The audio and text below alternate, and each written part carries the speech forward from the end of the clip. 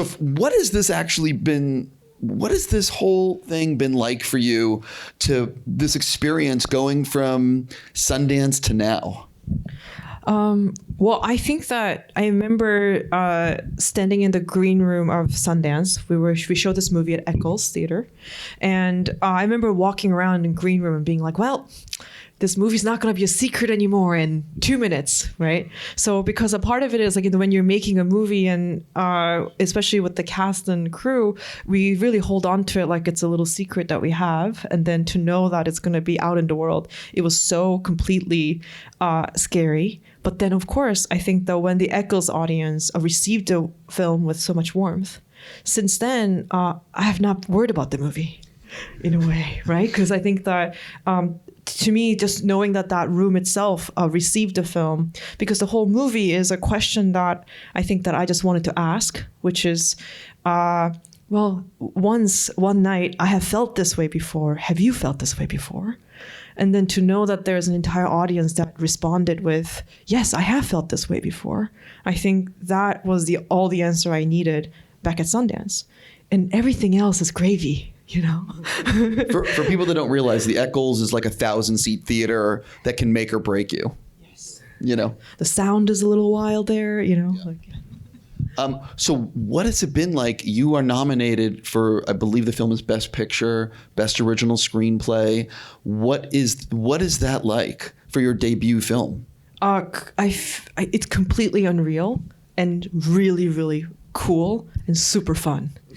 You know, I always talk about it, you know, because people, of course, ask me, so what is it like to be nominated? And I'm always like, oh, I wish I had a really interesting answer. But the answer is so simple. It's amazing. It is so cool. So it changes your life. You went to the Oscar luncheon today. Yeah. And so I have to ask, what is it like? Like, who was the person that came up to you or you got to go talk to that you were like, I cannot believe I'm having a conversation with this person? Well, I think that, but at this point, honestly, I feel like I had already met everybody that I feel that way about generally. Like, I feel like I went to the AFI luncheon and things like that. And I feel like that's where I like would, you know, like, that's where I met, this is where I would meet like Spielberg and like Steven Spielberg or like Martin Scorsese or whoever. And then they would tell me that they've seen the movie. I know. And then they love the movie. And Chris Nolan told me this. Like, so they're different. So that has been happening throughout this entire awards season. And so it's been so amazing. And then I feel like beyond that, it's more like today I feel like the people that I hadn't met before who are documentary makers and short film filmmakers. And I think for them to come up to me and all tell me that they love the movie, that meant a lot. Because of course, like, you know, I think, and those are the ones that I hadn't met until today. Did you debate what you wanted your first film to be about, or did you always know this was going to be your debut film? Well, I think that the story itself is the thing that informed me that this would be a movie. Because past lives, you know, I've made this joke before, but it's the villain of the story is the Pacific Ocean and the 24 years. And because of that, you actually need to feel and see the different cities. So you need to feel and see and smell Seoul, and you have to feel and see and smell New York City. So I think because of that, it needed to have a visual language that is not what is usually my form of writing, which is plays, because I was a playwright for 10 years. So the reason why I wanted this to be a movie is because of those things. And also the movie is about the contradiction of how the 12-year-old and then almost the 40-year-old are the same person. So I need to be able to cast the child and the grown-up.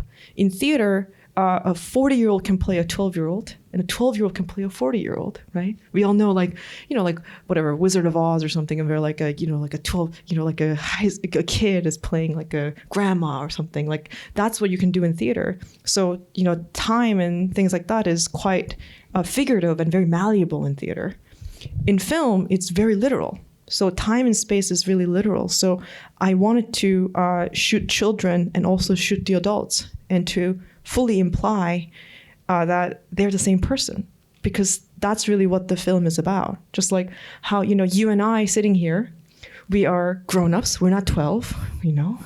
And something that's really true is that even though we're not 12 and we're adults and we know each other only as adults, we both have a little secret, which is that we were 12 once, and there's a 12-year-old person that we know still exists in some way with us.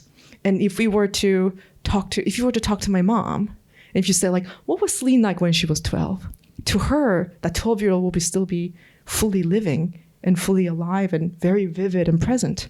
So I think that it is because the movie is about that contradiction, right? Like we could be 80 and still be like, remember when we were, I don't know how old you are, but I'm 35. Like when we're both like, 30 years from now, we'll be like, I'll be 65, and you'll be like, you remember when we first like had this Q&A for your first movie, and you were 35, and I'll be like, oh, I know. Remember when I was 35, right? And then, but right now you're gonna be thinking about what I'm like here now, right? And for you, I will still be that 35-year-old in some way. So that's the kind of way that our life holds so many contradictions, and the way that time passes through our life is so surreal in that way. And I think that because that is what the movie is fundamentally about, I wanted to be able to cast both children and adults and have them coexist in the same time and the same space. And I think that's really why I felt like it should be a movie. So it really was the story itself that got me to make it into a movie. Yeah. So the opening of this scene happened to you in real life. Can you sort of talk about that? Yeah, I mean, I really just found myself sitting in this bar in East Village. Any New Yorkers in here? Woo! It's a bar called Please Don't Tell. But the place that we ended up shooting the scene, mostly because there's no room for camera, in the Please Don't Tell, is a bar called Holiday Cocktail Lounge. And I think that in that bar, I found myself sitting there with my childhood sweetheart who had come to visit me from Korea, who was now a friend, and my husband that I live with in New York City. And I was translating between these two people in language and culture. But then at one point I realized that I was translating between two parts of my own self and history and my whole story. And I think in that way, I realized I'm not just having a drink with an old friend and my husband, but actually I'm having a drink with my past, the present, and the future, all in the same room. And I think that felt so strange to me and extraordinary to me. And I'm still an ordinary person while having this completely wild feeling that it really stuck with me for a long time before I decided that maybe I should try to express that and truly turn it into a script. And I think that's what I meant when I said I wanted to ask the audience the question, have you felt this way before? And I think that when the audience responds with, yeah, I have felt that way before. Maybe I'm not like fully like bilingual Korean-Canadian American woman whose story spans 24 years in Pacific Ocean, but I still have felt a version of it before. And sometimes it's like, well, when I showed the movie in Ireland, they were like, you're like, well, I understand it because like I moved to Glasgow from, so I moved from Glasgow to Dublin, right? So even there are little ways that you leave a piece of yourself behind no matter where you go. And anyway, so I feel like in the audience responding to my question, have you felt this way before? With, yes, I have. I know that it's been making me feel less lonely. And I know releasing this film and sharing the film has been just a journey of feeling less alone, I'm so curious, what did your childhood sweetheart think of the film? I don't think he has seen it yet because it hasn't come out in Korea yet. Yeah. It's coming out later this month. I'm very curious. Very curious. So I'm fascinated by the editing process because it's where it all comes together. So what did you learn from friends and family screenings or like a test screening that impacted the finished film, if anything? This is how I am as a writer as well. I feel like usually the film that I'm sharing at that level is the film that it's going to be, in a way. So I wasn't really showing it in a test screening or anything like that. And of course, the studio A24 was behind this, which is that when we were showing it, we're not showing it so that we can feel informed by it and then change the movie. It's very much about like, well, who understands this movie? who's going to receive this movie. So there wasn't a huge change from sharing it in that way. But the editing process is an amazing, totally rigorous, like it made me a better writer, right? Definitely. Because there's nothing like it. There's nothing like editing a film, because you see the movie come together and then you start to see things that don't fit. And you're heartbroken because you loved it, right? There's so many things that I'm just like, I love that scene. It's gotta go. It's dead to me. No one will ever see it. It's a great scene. Get rid of it, and there's nothing more, I don't know, it feels very hardcore, I'm curious, and you edited this a long time ago, so you might not remember. I remember it all. I remember it all the heartbreak, all the cuts. What was the last thing you cut out of the film before you picture locked, and why? I think that the piece of it there was a little bit longer piece of the immigration itself. And I think that was the last thing that I ended up cutting. In the airport? In the airport, there was like a whole little bit of it where the family was settling down in Canada a little bit. And that was really heartbreaking to cut, because it was during COVID, and we had to bring, at the time, unvaccinated Koreans from Korea to New York City, right? Where we're all masked and fully in, COVID protocol. And it was a nightmare for insurance. Like, everybody was freaking out. But we flew them here so that they could shoot the sequence about them settling down in Canada. So we spent so much of our resources shooting it. And that's part of the reason why I wanted to hold on to it.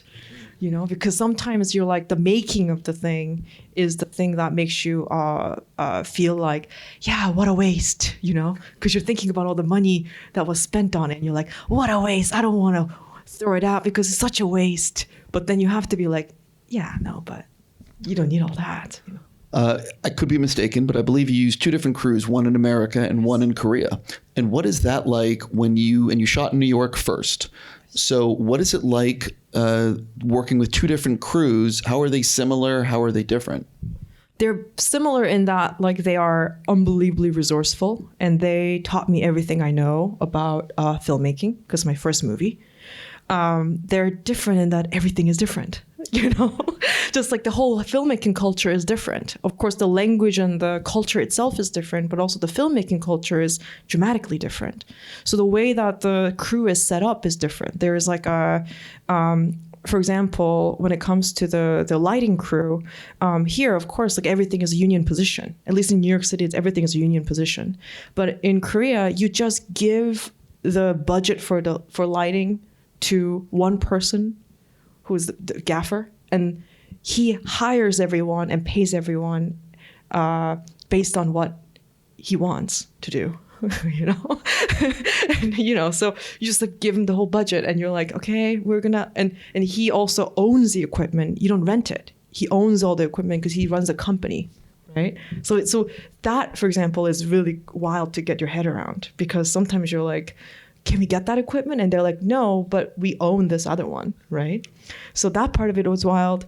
Permitting is very strange, because in New York City, when we were shooting there, we couldn't move a tripod without the mayor's office knowing about it, right? We couldn't like walk across the street to shoot on the other side without NYPD getting involved, right? And asking for more money. So it's the kind of a process where you're like, the whole city is in on it when it comes to what you're doing. And we just like couldn't do we couldn't do anything without the city saying it's okay. In Korea, it's still a bit of guerrilla filmmaking where everybody we scout a place and I'll be like, can we shoot here? And they're like, maybe. We'll show up on the day with all the trucks and all the people and all the everything and the equipment, and let's find out, right? And then we get there, and I'm like, well, can we permit? Because of course everybody's nervous about it. So we're like, and we were so used to also the New York process. I'm used to the New York process, so is everybody else, because I went with primarily New York crew. We were all like, yeah, but what if like cops show up and like shut us down? And they're like, they won't. if they will, we'll figure it out. Like we'll give somebody a call. Like we'll figure it out, right? So some of it is that kind of a thing where there's so much it felt like we couldn't control, right? That's crazy. It's pretty crazy.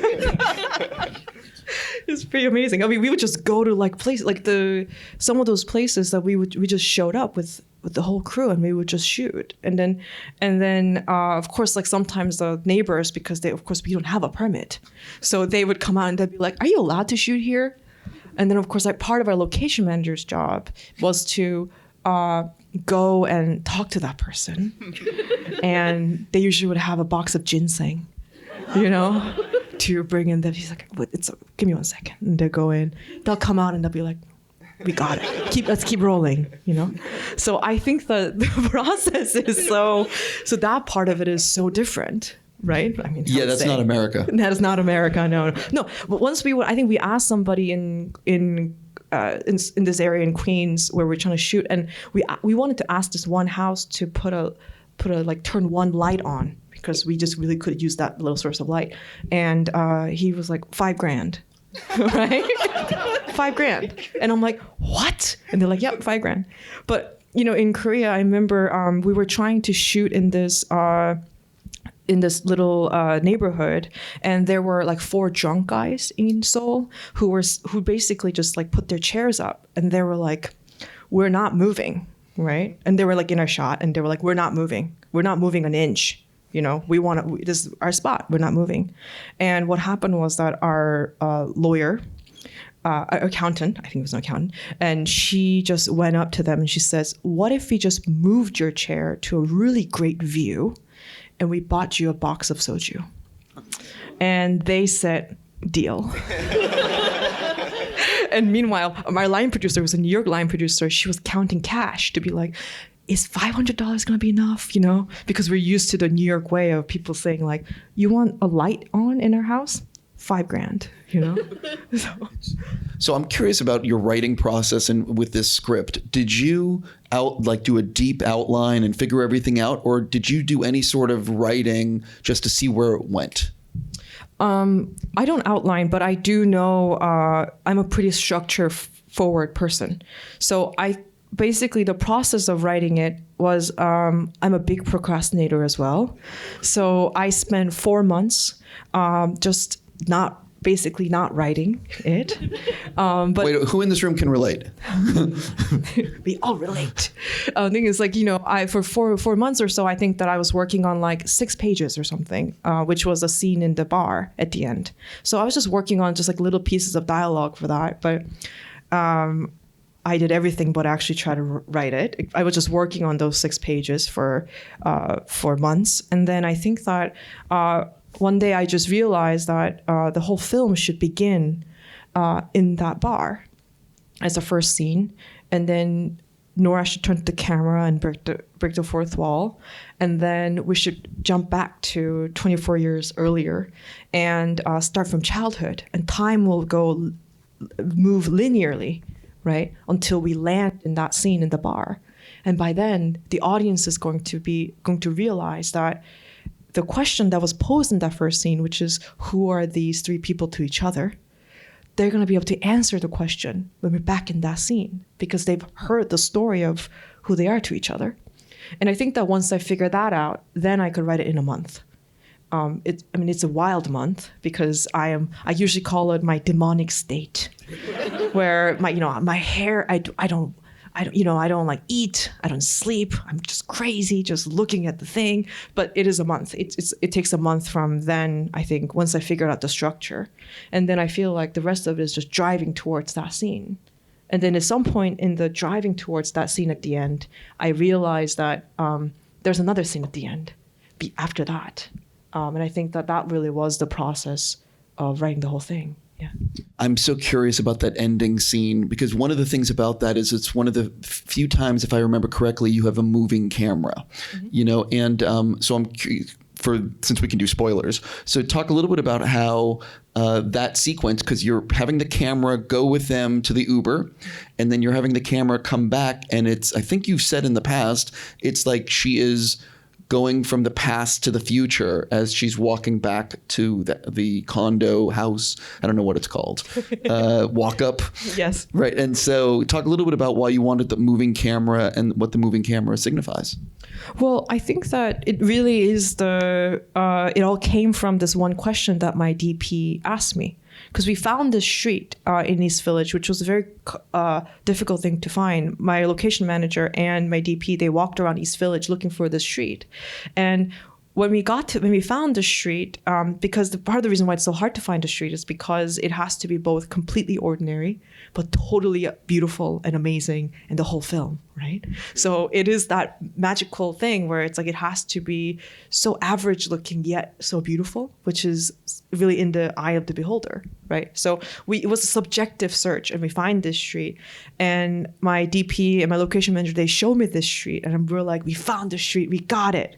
And the first question that my DP asked me, and it was a practical question because we were about to lay 150 feet of track to get that shot, and he was like, which direction is she walking? And I think that this really unlocked the language of the whole film, which is that I realized that, of course, it has to be treated like it's a timeline. And Nora should walk to the Uber from the present towards the past, wait for 2 minutes, and just dwell in those 2 minutes with Hae Sung. And then when the Uber comes, of course, the Uber is going to come from, and then drive him away into the past. And then Nora's going to dwell in that moment for 1 second. And by the way, this was a movie miracle, but there was a little piece of wind that came. We didn't have a wind machine. And I was like, I can't believe we didn't think of a wind machine. But thankfully, the wind showed up, and the wind started to blow her towards the past, right? And then she turns around and she starts pushing her way towards the present and the future. And the end of it is her home. And then, of course, the very last shot of the whole thing is Hae Sung being driven away into to the airport. And the direction of that drive has to also be from past to the present and the future, right? So I think the part of the reason why it has to be that the reason why the scene is here and the way it has to, the reason why it feels this way is because this movie is in 3 goodbyes, and the first 2 are failures, right? Because the first time they say goodbye, they're 12 and they're too young to do this properly, right? So they don't actually know the weight of their goodbye in a way that I think that when we're 12, we don't know what it's like to say goodbye because we're too young to know. And then I think that when they reconnect in their 20s, something that happens is that, again, they are not able to say goodbye properly because they actually hurt each other by saying goodbye. And there's actually such a possibility for them to maybe be lovers, but it just never actually happens because of the distance, Pacific Ocean being the villain. So what part of it is like, and then you get there, and when they say goodbye, they don't do a great job because they hurt each other. And they also, in a way that only we do in our youth, they actually think that they're going to have another shot, right? So they're like, well, maybe we'll talk later. Maybe we'll figure this out later, right? And then, of course, 12 years after that, when we get the final goodbye, that's the goodbye that works, because that's the goodbye where it is a proper goodbye. And the goodbye it is that, Hae Sung flew 14 hours to be here so that he can confirm that this little 12-year-old girl is no longer here, right? That's why he came here to confirm, because he was, as a 12-year-old boy, still hung up on that 12-year-old girl on some level. So I think that he flew all the way so that they could get a proper goodbye. So when they say goodbye in front of the Uber, and there's a flashback, and we go back to the 2 of them in childhood about to say goodbye and go their separate ways, something that's in the lighting of that scene, it's lit in the dark. And the reason why it's lit in the dark, which is the same time as when they're saying goodbye as adults, and not the same time as when they said goodbye as children. The reason why it's lit in the dark is because it's meant to imply that those kids have been waiting to get their goodbye for 24 years in that corner, right? And only after 24 years in the dark are they then able to, let go of each other and say goodbye. So because of that, the reason why she's crying on her way home is, well, actually, it's because she is finally getting to say goodbye to the 12-year-old girl that she left behind. And she never got to cry home. She never got to go home crying as a 12-year-old. So she's going home as a 12-year-old girl for the first time in her life. And I think that's the gift that Hae Sung gave her. Hae Sung gave her a gift where she's now like, well, without Hae Sung coming to visit her, I don't think that she would have known that she needed to say goodbye to her 12-year-old self. So what an amazing gift for her. And Hae Sung, he gets to close a chapter of his life so that he can sort of move forward himself, right? He gets to say goodbye. He gets to have closure. So what a gift that he is giving to himself, his 12-year-old boy self, as well as his adult self. And of course, Arhtur gets a gift as well. Because Arhtur, as we know, wants to know his wife and wants to understand her better. All he wants is to know his wife better, which is part of the reason why he's learning Korean, right? So what an amazing happy ending it is for him that he gets to meet his wife as a 12-year-old girl, right? So when he sees her, and we know that he doesn't know her as a crybaby because what they talk about in the kitchen. And the ending of his story is that he gets to meet her as that, right? So there is a way in which that these two men are able to understand her better because of this trip.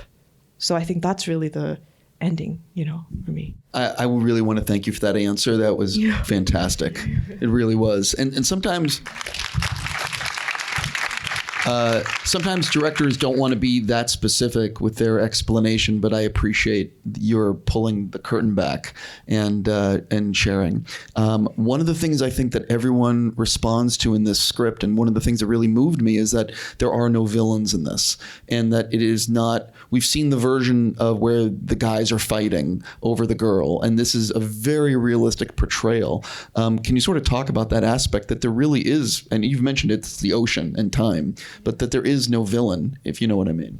Well, I think it is very easy for this movie to become something where you're starting to take sides. But what was really important to me is that in life, it's so rare that you're actually able to take sides, especially when everybody's behaving like adults, right? So I just knew that there could be drama, like the drama that I was pursuing in the film is for these three people to treat each other like adults and to do their very best to not hurt each other, right?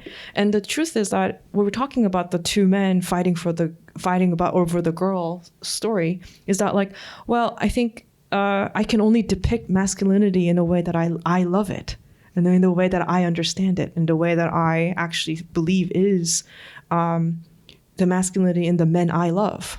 So the truth is that, we talk about masculinity, and often the masculinity is about, she's mine, go over here, get over here, don't touch her, or whatever, right? But I think that the truth is that the masculinity that I love, that I respect, and that I think is just so moving is very much about, well, I have vulnerabilities, and I am afraid, and I have jealousies, I have all these insecurities and everything, but I'm actually going to set those things aside so that you can have, because I just care about you too much for me to let that be the thing that runs the room, right? And there's something so moving about that I really love.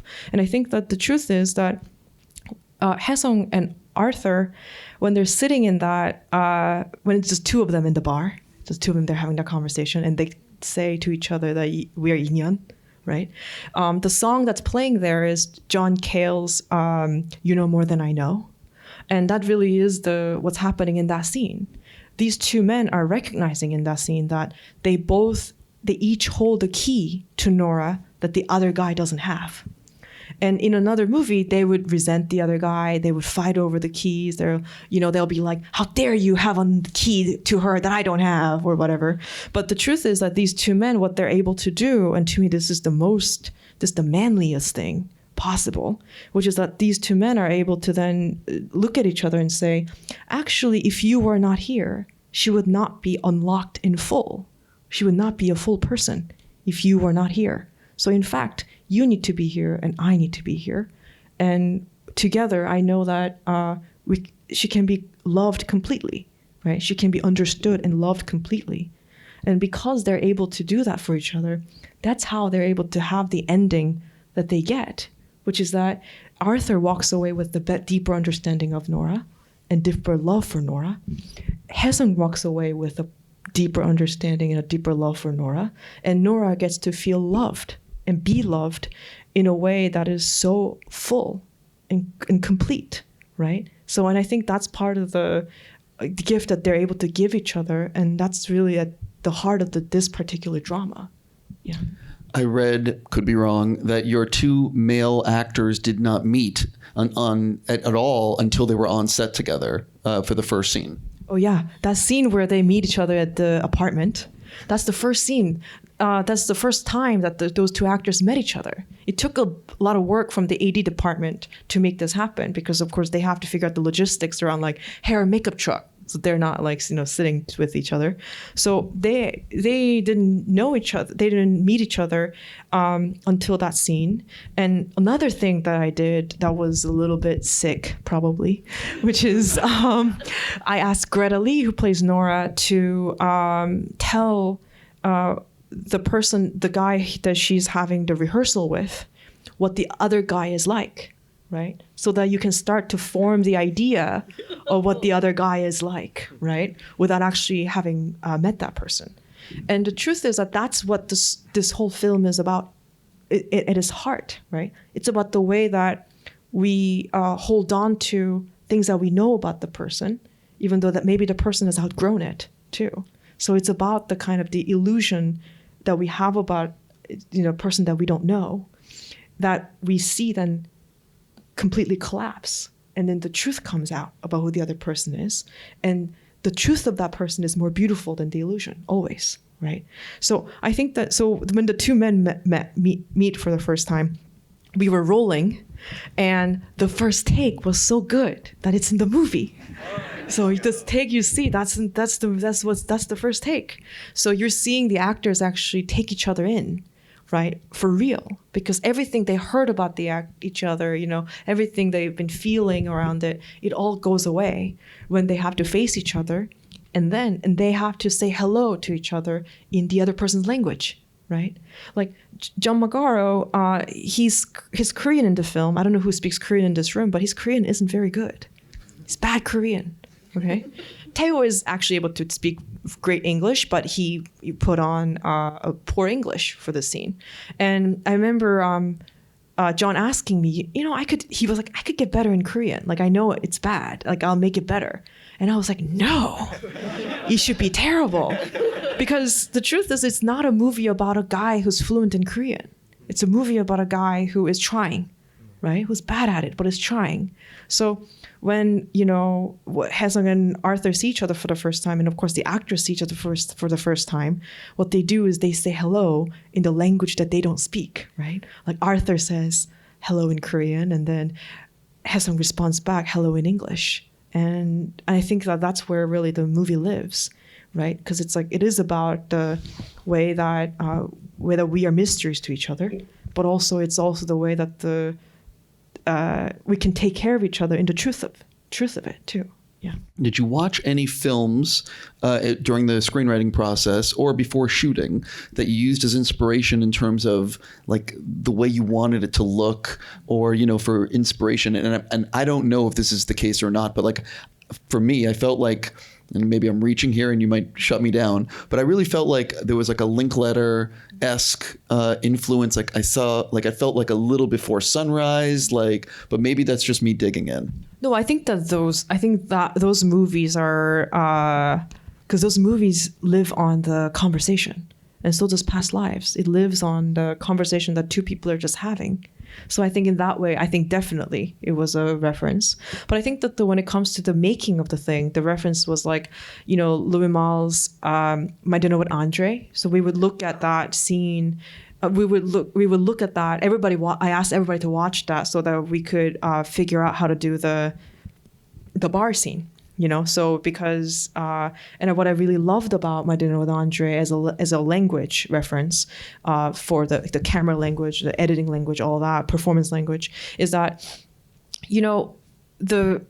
what that movie does that's so amazing is that you just can you're just listening to the conversation and you just don't realize what's going on, but then you just realize that you're in the middle of an ocean and you're suddenly like, when did we get so deep in here? Like, what happened? Why am I sinking? But when the conversation began, it was in shallow waters. And I think that it just happens in this way that is so effortless that I think that's really a part of it. So I'm sure you guys just saw the movie, but Hae Sung says that line, I didn't think that liking your husband would hurt this much, right? That's a line that, of course, sinks the whole conversation into the depth that this is going to go. That's the only reason. That's the first line of where they're going to go, which is this conversation about past lives.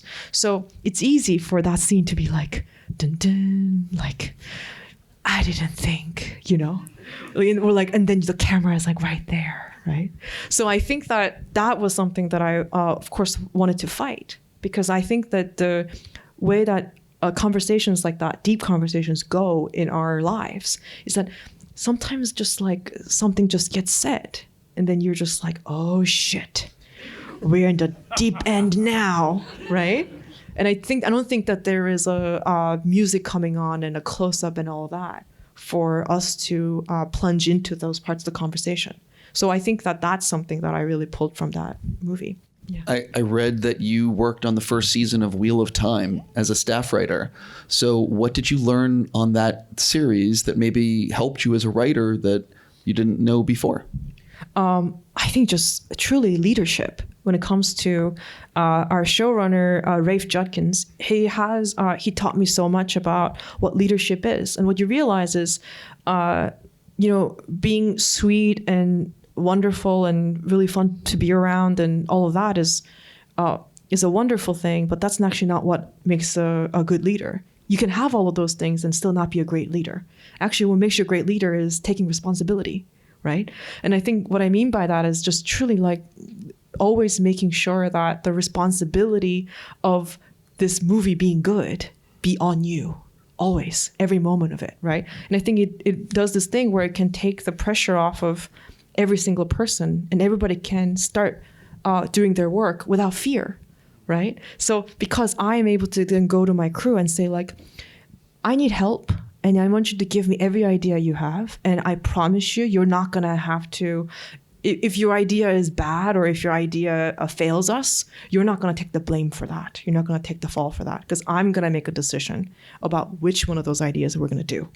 And it's going to be my call, and you're going to have no responsibility when it comes to this movie being great, I promise. When you're able to say that, then of course, everybody on set, including cast, including crew, everyone is then able to operate without fear, because then they can actually be opened up creatively, and they can start giving me 10, usually I would say they could give me 10 bad ideas, but they always give me like 9 great ones and like 1 bad one. You know what I mean? Like it would always be, the batting average would be amazing, but all they needed to do is to trust that I'm not going to make it their responsibility, and I'm going to take the responsibility of all the failures. Because, by the way, now that there are all these successes for the film, I get to take advantage, I get to take credit for all these successes, right? Of this collective work we did, right? So given that, I think when we're failing, I should also take responsibility for that too, right? That only seems fair to me. Yeah. 100%. Speaking of, so you're making another film, I believe, this year. Yes. So what is it like? For people that don't realize, you might have scored a few actors that people have heard of for your next film. So what is it like? Can you tease people what your next project is and who you lined up? No. What we're going to do is I'm going to make the movie, because this is the thing, right? I think I've talked about this particular thing before, but it's so hard to talk about anything until it's actually been made.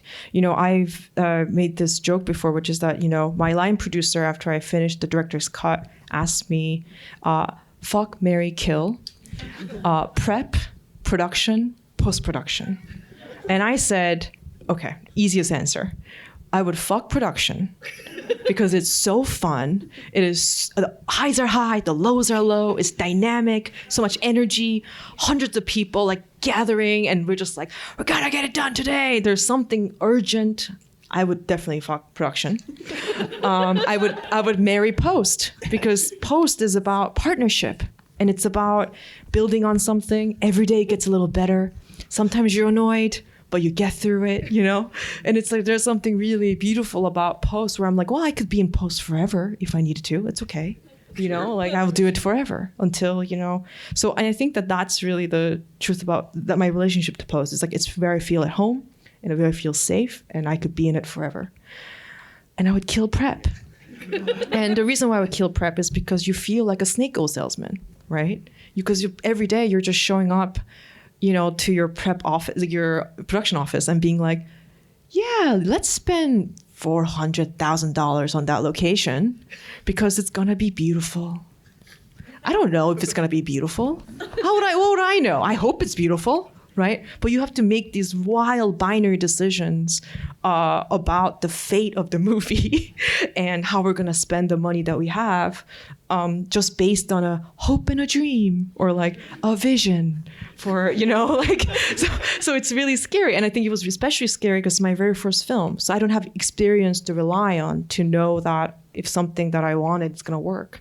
So anyway, so all this way of saying it's like, it's so early, and it's not even, we're not even in prep, like we're so early that to talk to you about it would be, it's too much. I won't pressure you on that. I will ask though, what did you learn? Because making your first film, you learned everything in terms of locations, in terms of what you could do with maybe, you know, unions in New York, whether or not to use a crane. I mean, the list goes on and on and on. So what did you really learn making the first that you're going to apply to your second film?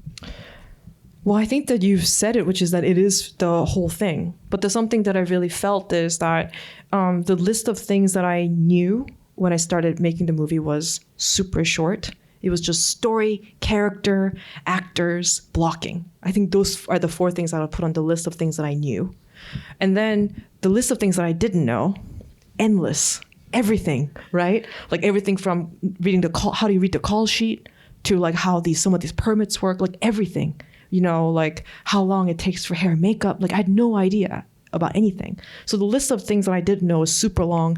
And then the list of things that I know is like story, character, like nothing, like what I know from being a writer.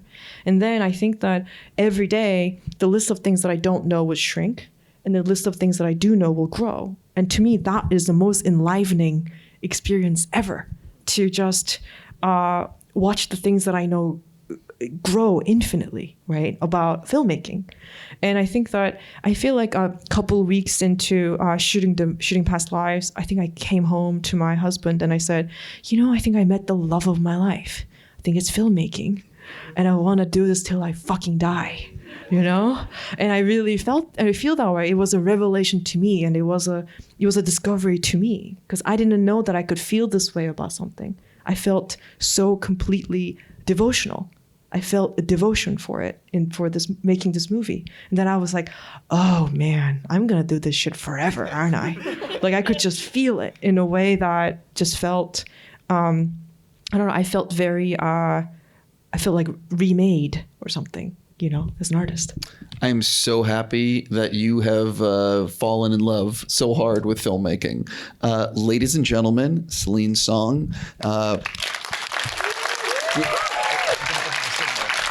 By the way, also, if you enjoyed the movie, which I think most of you did, please spread the love on social media. You know what I mean. You know, but everyone have a fantastic night. Thank you so much for coming out. And thank you, Celine, for making such a great film. Thank you for coming out. It's Monday night. Thank you guys for coming to see the movie.